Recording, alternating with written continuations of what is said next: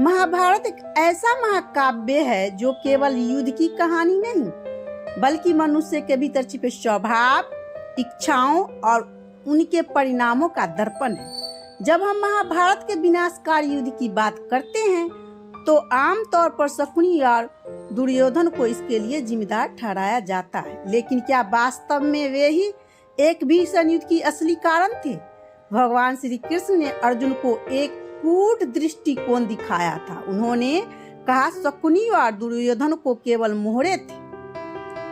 असल दोस्त तो उन पांचों पात्र का था जिनका अहंकार, क्रोध और हठ इस युद्ध की नींव बना।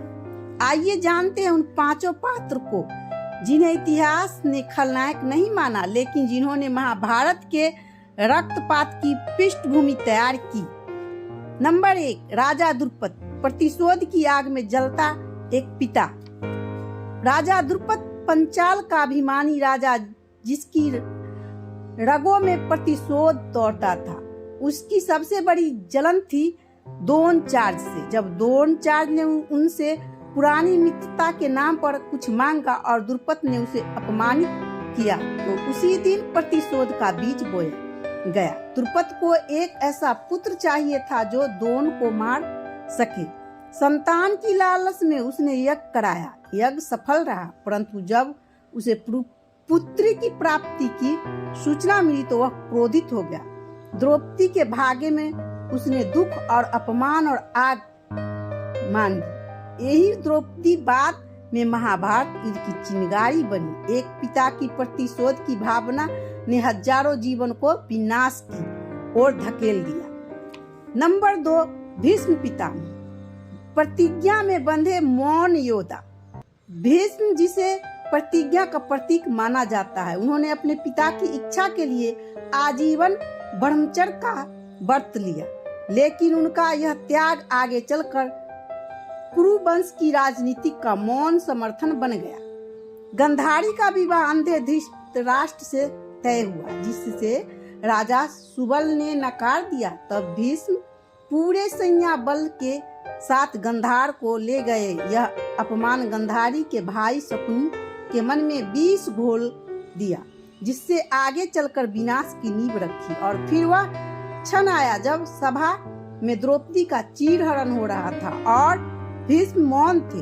उनके मौन के न्याय की चित्कारों को दबा दिया। वे उस समय सभा के सबसे वृद्ध, ज्ञानी और शक्तिशाली व्यक्ति थे, लेकिन कुछ न बोले। उनकी प्रतिज्ञाओं की कीमत चुकाई गई एक ऐसे युद्ध में जो पूरे कुरु वंश के अंत का कारण बना। नंबर 3, युधिष्ठिर, धर्म का मुखौटा और जुए की लत। युधिष्ठिर जिसे धर्मराज कहा जाता है, लेकिन जब बात आई जुए की तो वही धर्म कहीं खो गया।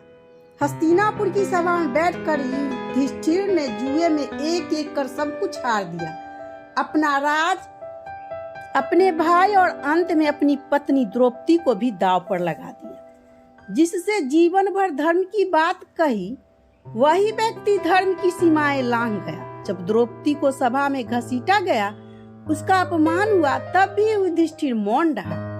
उसके लिए दाव का नियम धर्म से भी बड़ा हो गया था। यही अंधा धर्म, यही घमंड महाभारत युद्ध का कारण बना। चौथा नंबर, कर्ण, स्वाभिमानी या अंधी मित्रता।